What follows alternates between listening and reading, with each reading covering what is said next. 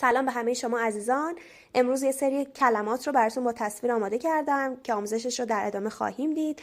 برای اینکه آموزش بعدی منو از دست ندید ممنون میشم که کانال منو سابسکرایب کنید و خوشحال میشم که نظراتتون رو برام کامنت کنید. خب بریم که داشته باشیم بخش اول رو.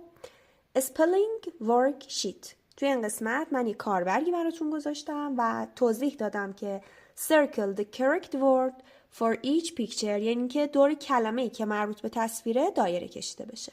یام خوشمزه، یویو وسیله بازی، یارن کانوا. کلمه درست یارن هست. زیبرا گورخر، زیرو صفر، زوکینی کدو. کلمه درست که مربوط به تصویره زیبرا هست. بوک کتاب، برگر همون ساندویچ یا همبرگر، بال توپ. کلمه درست برگر هست. پن به معنی ماهیتابه، پلین هواپیما، پارسلی به معنی جعفری. پس کلمه درست مربوط به تصویر پلین هست. قسمت بعدی ایگل عقاب، ایل مارماهی، الفنت فیل. کلمه درست الفنت. فیش ماهی، فراگ قورباغه، فلاور گل. کلمه درست فش. گوت بز، جیراف زرافه، گوپی یه نوع ماهی رنگارنگ کوچیکه، همون ماهی گوپی. کلمه درست جیراف. همستر همون همستر موش. هورس اسب، هیپو اسب آبی. کلمه درست هیپو هست. آمبرلا چتر، ارچین جوجه تیغی دریایی، یونیکورن اسب تکشاخ. کلمه درست یونیکورن.